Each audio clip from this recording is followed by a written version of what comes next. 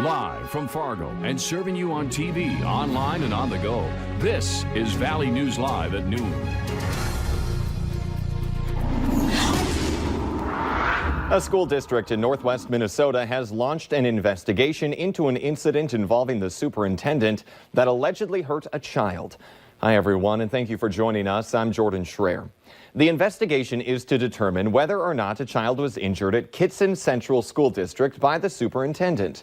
According to a school board member, kids were brought into a locker room to be reprimanded when the superintendent allegedly slammed a faucet to the ground, possibly injuring the child. Members of the school board and administrators are now conducting the investigation. Federal investigators are in Fargo this week looking into the use of seclusion and restraints at Fargo public schools. Parents and advocates are asking for change, including staff that can meet the needs of special education students, understanding what a restraint is, and transparency for families. This comes after multiple complaints were filed with the district. Investigators say this case is a priority, but they could not answer how long this would all take. The University of North Dakota has announced 6 finalists for the open position of school president. All 6 of those candidates have doctorates and are currently working at other schools. They have all accepted invitations to visit the university and interview for that position. For a full list of the finalists, just find this story on valleynewslive.com. A total of 61 people applied for the position. The finalists will visit in mid-November, and the next president will be named on December 3rd. Taking that live look outside right now, it's turning out to be a fairly pleasant fall day if you don't mind the cooler than average temperatures. But hey, what's new around here? For what we can expect in our weather today, let's check in with meteorologist Lisa Green. Below normal is becoming the norm around here. We are cold here for this time of year. We're only in the 20s in some areas still at the noon hour. We're at 27 degrees in Gwinner and in Oaks. It's 26 in Thief River Falls and Badette. Fargo is one of the few places in the 30s. We're at 31 degrees in Fargo. It's 31 as well in Sisseton. So yes, it is running a little bit chilly. At least we have the sun. That's the only thing we've got going for us right now is that sunshine and blue sky.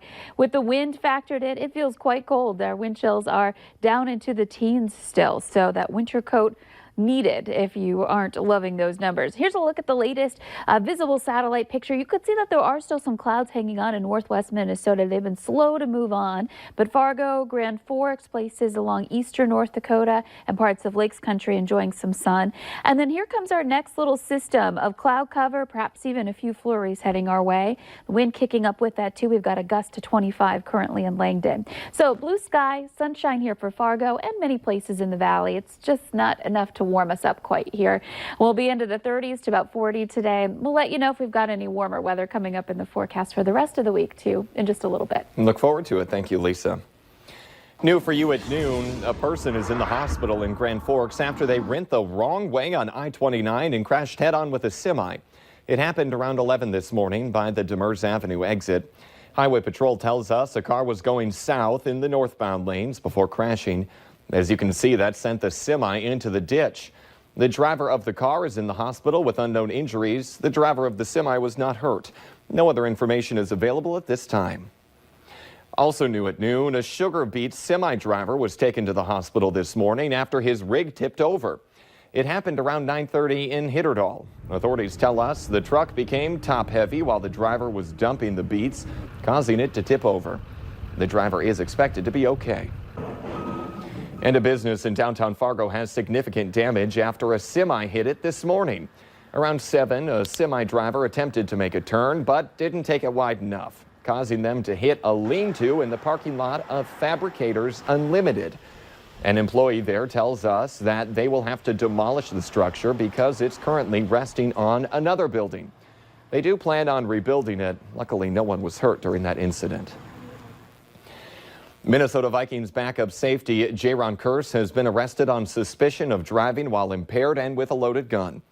The Minnesota State Patrol says a trooper stopped Kearse just before 4 yesterday morning after seeing a Mercedes drive around a barricade onto a closed portion of I-94 in Minneapolis. The patrol says his blood alcohol level was above the legal limit and he didn't have a permit for the gun.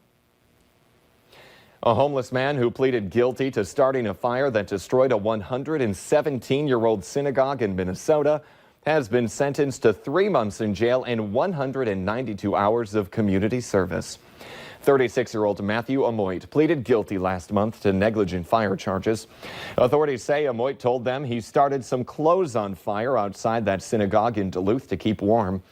He also told police that he tried to spit on the fire to put it out, but walked away when that didn't work. Wildfires continue to ravage the state of California, with a new threat spreading into Los Angeles. The blaze erupted in West LA early this morning and quickly spread into an area with thousands of homes, forcing tens of thousands of people to evacuate. The new fire has already grown to 500 acres. The mayor and members of the Los Angeles City Council are urging people under evacuation order to leave. The U.S. military's campaign against ISIS has tallied a significant achievement: the killing of Abu Bakr al-Baghdadi. The elusive terror leader was killed during a raid at his hideout in Syria. Richard Engel reports from that country. Abu Bakr al-Baghdadi called himself the ruler of an Islamic empire. But Kurdish intelligence officials tell us a spy in his inner circle helped lead U.S. commandos right to him and turn Baghdadi's hideout into a hole in the ground. 100 U.S. Special Operations Forces in 8 helicopters, backed by jets and drones, flew in for over an hour and descended on Baghdadi. President Trump watching on secure communications. He was screaming, crying, and whimpering. And he was scared out of his mind.